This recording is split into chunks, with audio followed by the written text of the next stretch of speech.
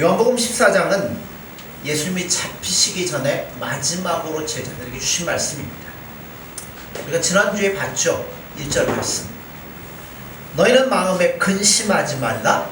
하나님을 믿으니 또 나를 믿으라. 이 말씀은 요한복음 14장 전체를 이해하는 데 있어서 중요한 방향이 되는 말씀입니다. 그리고 우리에게 요구하는 말씀으로서 어떤 말씀을 또 주셨냐면 내 아버지 집에 거할 곳이 많도다 라고 말씀했어요. 말하자면 예수님께서 보실 때 우리들이 신앙생활하는 데 있어서 아마도 먹고 사는 문제가 가장 큰 시험거리로 걸리고 있다는 것을 예수님이 지적하시는 말씀입니다. 자, 너희는 마음에 근심하지 말라. 하나님을 믿으니 또 나를 믿으라. 내 아버지 집에 거할 곳이 많도다. 자, 내 아버지 집에 거할 곳이 많도다라는 말씀은 어떤 의미에서는 그럼 어디에서는 집이 없다고요? 세상에서는 집이 없다는 말과도 같습니다. 다시 말하자면 이런 말씀이에요. 세상에다가 그렇게 미련과 욕심을 두지 말라는 거예요. 동시에 세상에서 너희들이 그런 것 때문에 멸시를 당하고 괄시를 받더라도 그거 낙심할 것이 아니라는 말씀입니다. 우리가 1절에 3절에 보면 다시 한번 제가 읽어보겠습니다. 너희는 마음에 근심하지 말라. 하나님을 믿으니 또 나를 믿으라. 내 아버지 집에 거할 것이 많도다. 그렇지 않으면 너희에게 일렀으리라. 내가 너희를 위하여 거처를 예비하러 가노니 가서 너희를 위하여 거처를 예비하면 내가 다시 와서 너희를 내게로 영접하여 나 있는 곳에 너희도 있게 하리라. 자, 예수님 뭐 준비하러 가신다고요? 거처를 준비하러 가신다는 겁니다. 이 말씀은 곧 하늘나라가 지금 우리를 위하여 준비되고 있다는 말씀입니다. 또한 동시에 우리는 준비되는 그 하늘나라에 들어갈 준비를 해야 된다는 거예요. 예를 들어 여러분에게 하나님 뭐 큰 은혜를 주셔가지고 집을 큰 좋은 집으로 더 큰 집으로 이사를 가셨어요. 그럼 이사 갈 때 어떻게 하셔요? 그동안 썼던 것들은 다 버리고 그 집에 맞게 새로운 것들을 준비해 갖고 들어가잖아요. 하늘나라 가는 것도 마찬가지 아닙니까? 예수님이 나를 위해서 거처를 만들고 계시다면 만드는 건 누가 하셔야 돼요? 예수님의 일이고 나는 뭐 하면 돼요? 거기에 맞는 내 삶과 인격과 모든 것들을 준비해 나가야 된다는 거예요. 그런데 여기서 우리가 반드시 하나 짚고 넘어가야 될 사실이 있습니다. 뭐냐면 과연 우리 신앙의 초점을 어디에다 맞추고 있느냐는 거예요.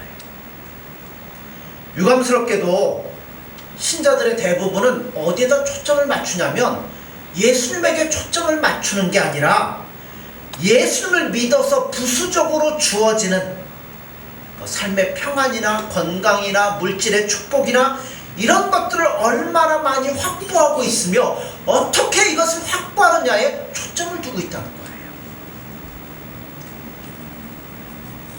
오히려 우리의 신앙의 초점은 세상에 있는 것이나 세상의 것들을 누리는 것에 있는 것이 아니라 앞으로 우리가 영원토록 누릴 것에 초점을 맞추고 그러면 내가 어떻게 살아야 될 것인가 한 것에 초점을 맞춰야 된다는 거예요. 물론 우리가 예수님 아래 살다 보면 이 땅에서도 뭐가 있어요? 평강이 있고 은혜가 있고 축복이 있습니다. 그러나 그거는 어디까지나 부수적일 뿐이지 없어도 불편하긴 하지만 상관이 없는 거예요. 여러분 그런 것 없다고 해서 신앙이 잘못됩니까? 아니에요. 예수를 잘못 믿었다고 말하거나 그런 거 없다고 해서 아 내가 예수님 잘못 어떤 분들은 그러죠. 예수님 잘 믿으면 이 땅에서 뭐 한다고요? 잘 되는 거죠. 그러니까 잘 안 되면 누구 책임이에요? 아, 내 책임이죠. 내가 예수님 잘 안 믿었으니까. 여러분 아니에요. 그런 것과는 전혀 상관이 없는 문제예요. 오히려 참으로 복되고 위대하며 하늘에서 큰 자는 이 땅에서 좋다고 하는 것들과는 거의 상관이 없는 사람들입니다. 하지만 지금 우리의 신앙과 마음이 어디로 향하고 있는지를 우리는 점검을 해봐야 돼요. 신앙의 싸움은 바로 이거예요. 세상의 것이 중요한가? 하늘나라의 것이 중요한가? 이 싸움을 우리는 싸우고 있다는 겁니다. 성경에는 이와 같은 문제들을 많이 다루고 있어요. 창세기 2장 8절 9절에 보면 아담과 하와의 사건이 나옵니다. 에덴 동산을 하나님 만드시는데, 자, 누가 살기 제일 좋게 만드셨어요? 사람들이 살기 제일 좋게 만드셨어요. 그 말씀에 보면 여호와 하나님이 동방의 에덴의 동산을 창설하시고 그 지으신 사람을 거기 두시니라. 여호와 하나님이 그 땅에서 보기에 아름답고 먹기에 좋은 나무가 나게 하시니 동산 가운데에는 생명나무와 선악을 알게 하는 나무도 있더라. 동산을 아름답게 만드는 것은 하나님에게도 필요할지 몰라요. 왜냐면 우리가 에덴 동산 하나님 가끔 뭐 하셨어요? 동산을 거니셨잖아요. 하나님 거니시면서 이것도 보시고 저것도 보시고, 하나님에게도 필요할 수 있어요. 그러나 먹기에 좋은 나무는 하나님과는 전혀 상관이 없습니다. 하나님은 우리처럼 육적인 존재가 아니기 때문에, 그거 딱 먹고 그런 존재가 아니기 때문에 하나님과는 전혀 상관이 없는 거예요. 그럼 누구를 위해 존재하는 거예요? 그렇죠. 순전히 인간을 위해서 하나님이 배려하시고 만들어 놓으신 거예요. 자, 계시록 21장 2절에 보면 또 내가 보매 거룩한 성 새 예루살렘이 하나님께로부터 하늘에서 내려오니 그 준비한 것이 신부가 남편을 위하여 단장한 것 같더라. 결혼식 할 때 신부는 최고의 치장을 꾸밉니다. 그러니까 어느 때가 제일 이뻐요? 신부는? 네, 결혼할 때 예식장에서 제일 이뻐요. 천국이 그렇게 우리를 위하여 준비되고 있다는 겁니다. 그런데 누가 준비하셔요? 하나님이 준비하신다는 거예요. 여기 보면 제가 금방 읽었잖아요. 또 내가 보매 거룩한 성 새 예루살렘이 하나님께로부터 하늘에서 내려오니 그 준비한 것이 신부가 남편을 위하여 단장한 것 같더라. 그런데 여기서 우리가 천국을 만들거나 치장하거나 확보하지 않고 하나님 편에서 우리를 위하여 준비하시며 확보해 놓으신다고 말씀합니다. 그러니까 오늘 14장 1절의 말씀이 딱 맞는 거예요. 그러니 결국 예수님께서 뭐 하신다고요? 우리를 위하여 초소를 예비하러 가니까 너희는 뭐 하라고요? 마음에 근심하지 말라. 하나님을 믿으니 또 나를 믿으라. 내 아버지 집에 거할 곳이 많도다 라고 말씀하시는 겁니다. 누가 다 준비하신다고요? 그렇죠. 하나님께서, 예수님께서 모든 것들을 다 준비해 놓고 계시는데 염려하지 말라는 거예요. 걱정하지 말라는 거예요. 그런데 우리는 뭐 하고 있어요? 준비할 필요 없잖아요. 그럼 뭐 하면 돼요? 예수님 안에서 내가 요거 이게 내 거고 이것도 내 것이고 뭐 하는 거예요? 기뻐하며 누리며 즐겨야 되는데 우리는 뭐 하고 있어요? 내가 그 나라에 쓸 것을, 내가 그 나라에 필요한 것들을 내가 그것을 준비하려고 만들려고 노력하고 있으니 얼마나 바쁘겠어요. 그러다 보니까 누구하고 관계는 멀어져요? 그렇죠. 예수님 안에 누리는 것과는 관계가 멀어져 버려요. 바로 그것을 예수님이 지적하고 싶어 하시는 거예요. 이 문제에 대해서 더 분명히 짚어주는 말씀들이 신명기에 보면 나옵니다. 자, 종되었던 애굽 땅에서 이스라엘 백성들을 해방시키시면서 하나님은 어디를 준비하고 계시죠? 그들이 들어가서 누릴 땅, 가나안 땅을 준비하셨습니다. 다시 말해 적과 꿀이 흐르는 이 가나안 땅으로 이스라엘 백성들을 인도하기 위해서 어디서 끄집어내는 거예요? 애굽에서 끄집어내는 겁니다. 보통 자유, 그러면 자유를 얻은다면 우리가 어떻게 할 것인가, 여기에는 별 관심이 없고 어디에만 초점이 있어요? 어떻게 하면 지금 힘들고 어려운 것을 내가 벗어날까, 거기에만 초점을 맞추기 시작하는데요. 아니에요. 하나님이 우리를 죄로부터 건져내는 것은 뭐 하시려고요? 예수님 안에서 예수님과 즐거이 교제하며 예수님 안에 있는 풍성한 것들을 마음껏 누리는 삶을 위해서 우리를 죄로부터 건져내서 하나님의 백성 삼으셨다는 거예요. 애굽에서 꺼낼 때 목적지가 분명히 있어요. 가나안이에요. 우리를 죄로부터 꺼낼 때 목적지가 분명히 있어요. 어디요? 예수님의 품 안이에요. 우리를 가나안에 들여보내려고 애굽에서 꺼내신 겁니다. 그래서 이 애굽에서 나오는 것은 굉장히 큰 경험이에요. 한 번도 경험해보지 못했던 10가지 재앙이 나오죠. 홍해가 갈라지죠. 이런 것들을 경험하는 거예요. 즉 죄악의 사슬에서 풀려나는 것은 참으로 대단한 축복입니다. 죄악에서 풀려나는 것도 대단한 축복이지만 그 다음에 어디로 가야 된다고요? 예수님 안으로 가야 돼요. 예수님 안에서 누리는 축복과 평안과 안식을 누리며 살아야 돼요. 근데 이 두 개가 원래는 같아요. 나오자마자 예수님 아니에요. 근데 이스라엘 백성들이 가나안 땅 들어가기까지 몇 년 걸렸어요? 40년 걸렸어요. 우리도 예수님의 은혜로 말미암아 죄로부터 건짐을 받았는데 진짜 예수님 안에 들어가 예수님 안에 평안함을 누리며 온전히 예수님께 맡기는 삶이 되기까지는 굉장히 오랜 시간이 걸리더라는 거예요. 얼마나 후회되는 거예요. 예수님 알고 예수님으로부터 구원받자마자 그 안에 있는 풍성한 삶을 알았더라면 우리의 삶이 뭐였겠어요?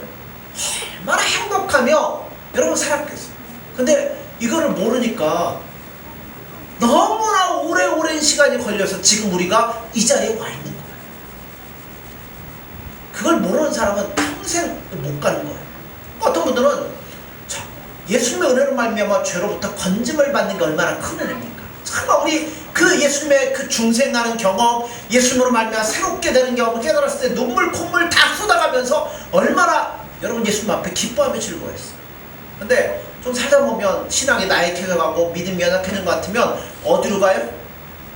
다시금 예수님의 그 은혜, 그 경험 다시 애굽으로 간다니까요. 우리 애굽으로 갈 필요 없어요. 어디로 가면 돼요? 예수님 안으로 가야 돼요. 예수님이 다 준비해 놓으셨어요. 예수님이 다 끄집어내요. 이제는 예수님께 맡기고 누리며 즐겁게 살면 되는데 이거를 모르니까 다시 어디로 가요?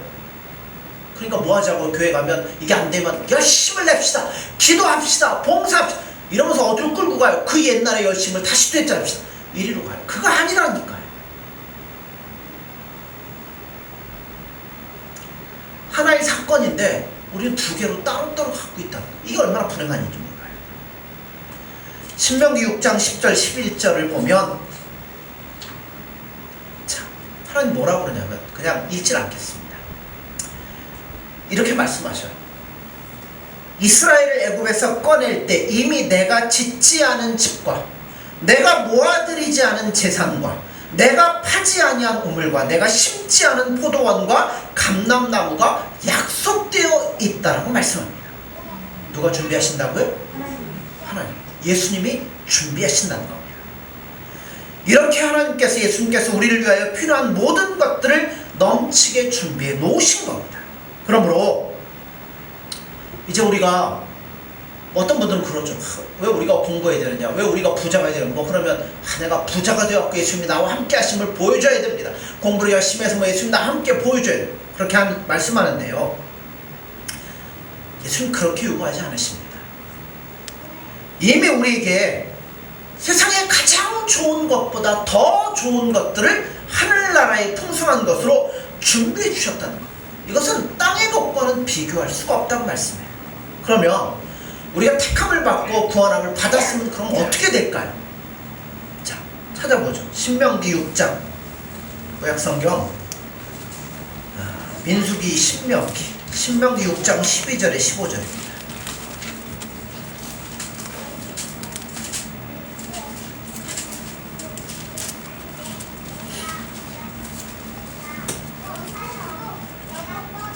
장 12절에서 15절 교독합니다.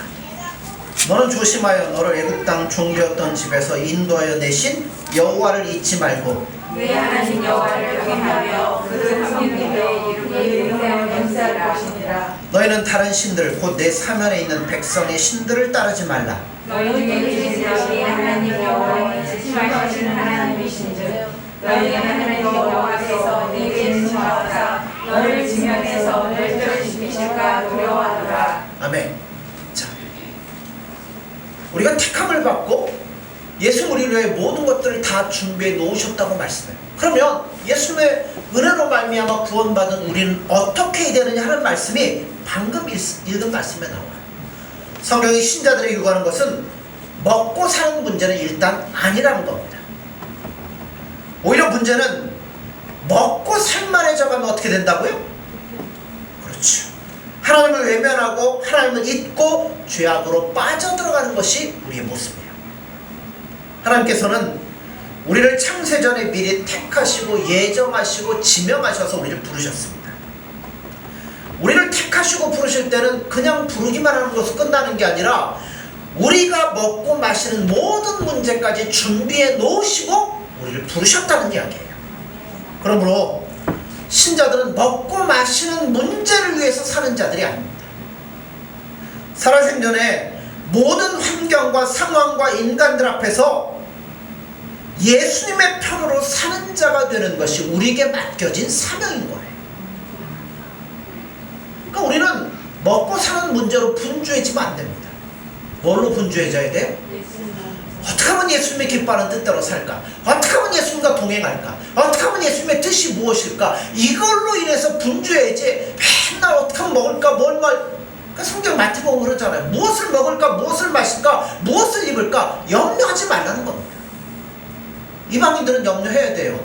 왜냐하면 누가 없기 때문에? 예수님 없으니까. 그러나 우리는 뭐 하라고요? 그런 거 염려하지 말라는 겁니다. 다 때를 따라 준비해 주신다는 거예요.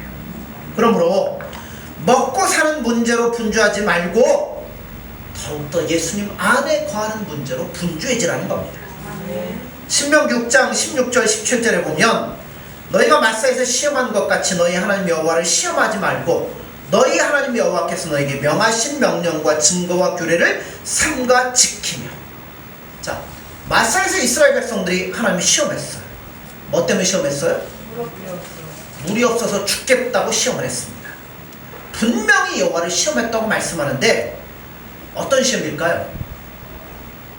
하나님이 진짜 계시냐? 계시다면 진짜 내 편이냐? 나를 사랑하시냐? 내 기도에 응답하실 거냐? 나를 지켜줄 거냐? 하는 것에 대해서 그들이 뭐 했다고요? 시험해 봤다고 합니다.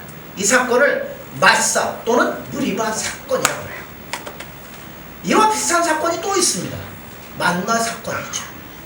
이스라엘 백성들 쪽에서 하나님이 정말 우리 편이냐? 나를 살려줄 것이냐?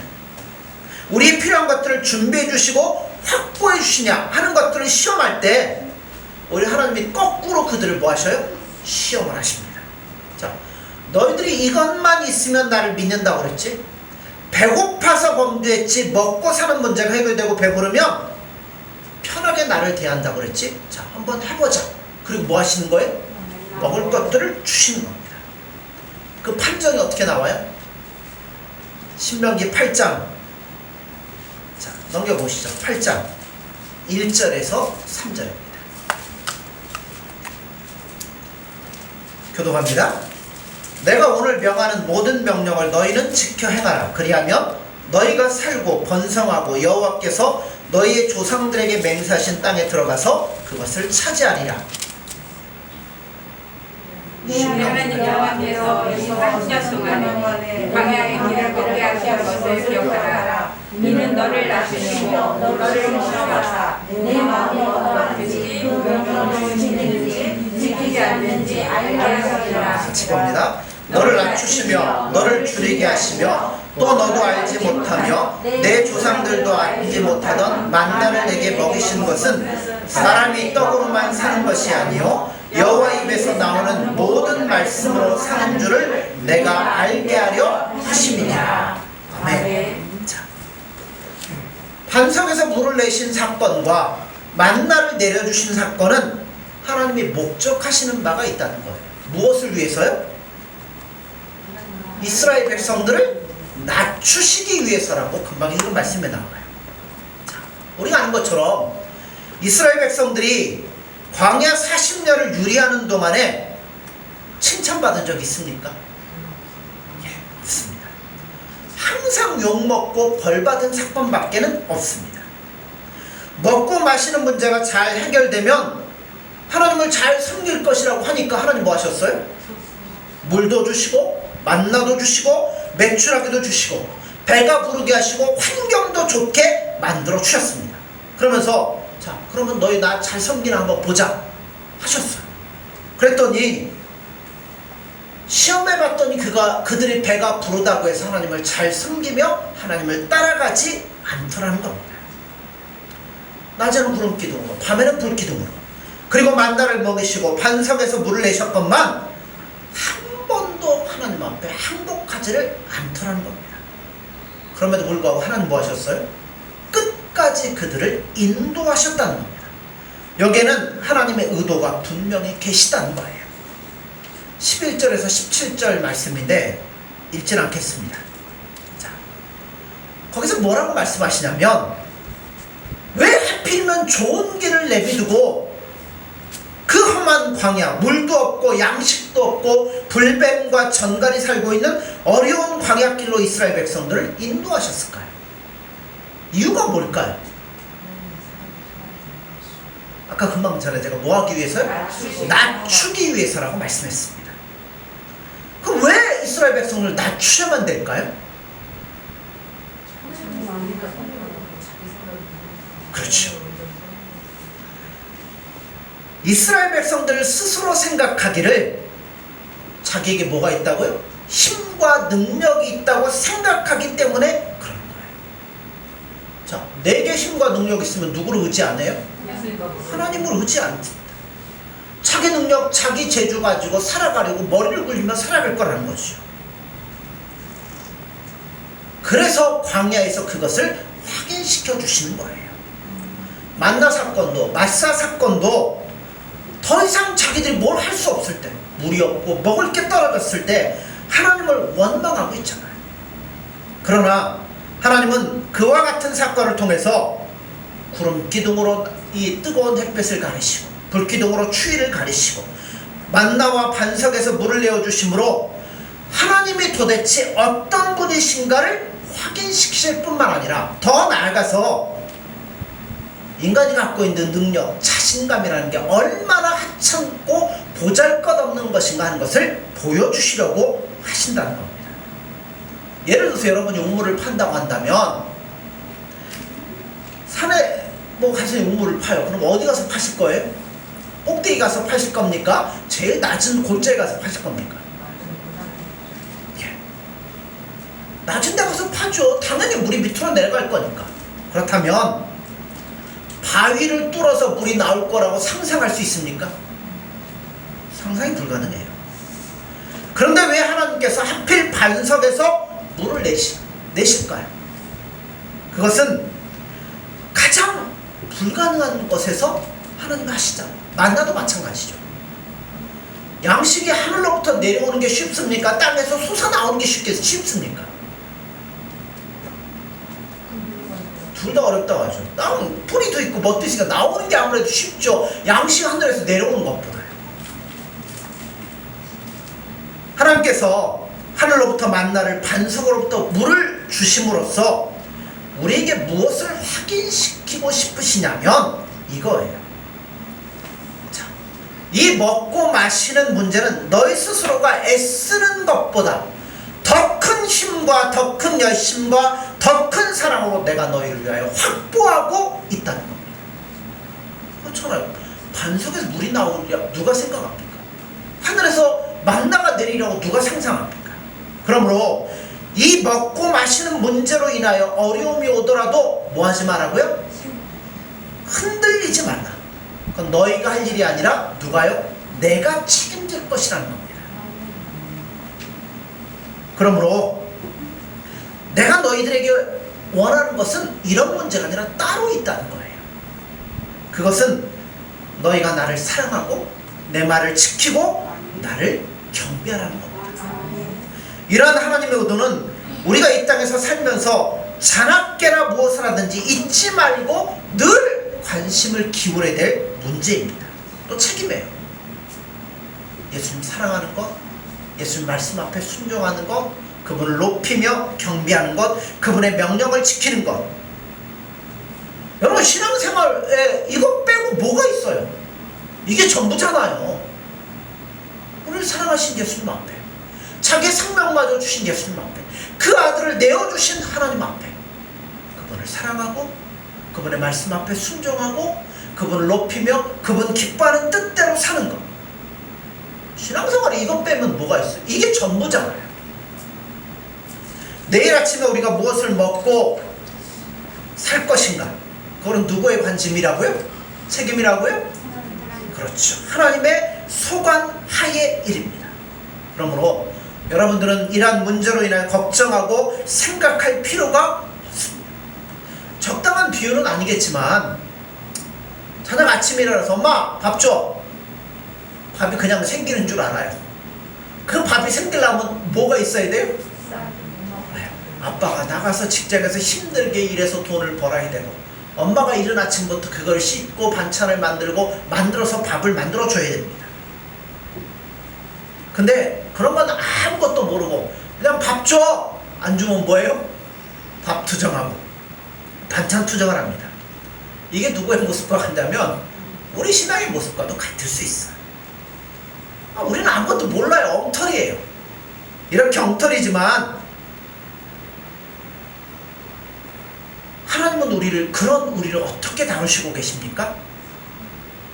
결국 오늘 본문 14장 1절의 말씀이 그거예요. 말씀하잖아요. 야, 너희도 걱정하지 마라. 근심하지 말라. 하나님을 믿으니 또 나를 믿으라는 겁니다. 결국 모든 신앙의 싸움은 여기에 걸려 있습니다. 하나님을 믿느냐? 예수님을 믿느냐? 믿지 못하느냐? 그 싸움인 거예요.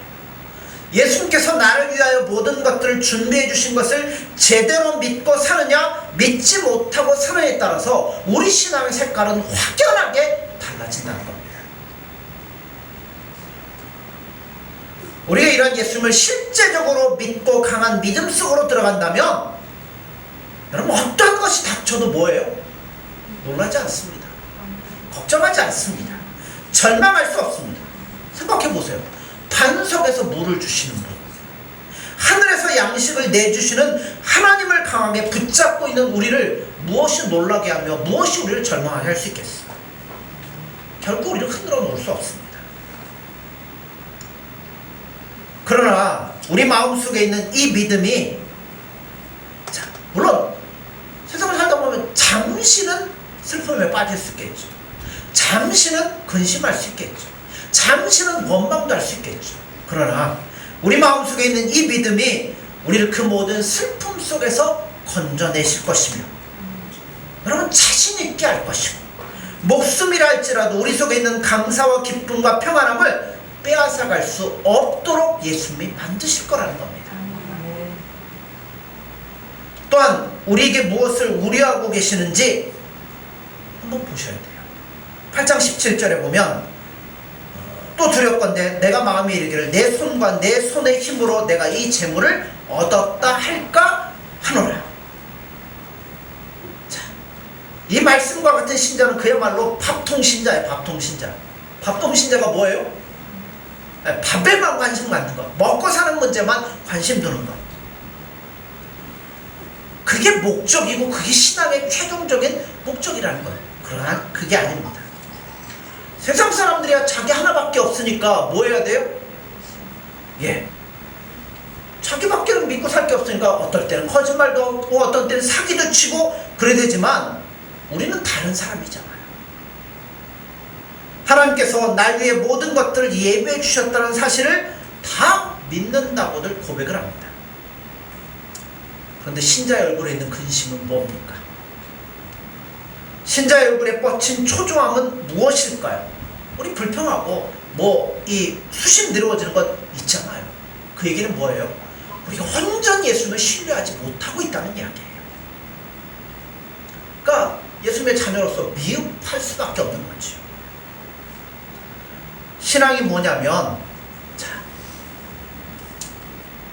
여러분은 하나님을 아버지라 불러서 이 자리에 와 있습니다. 예수님을 주라 고백해서 이 자리에 와 있습니다.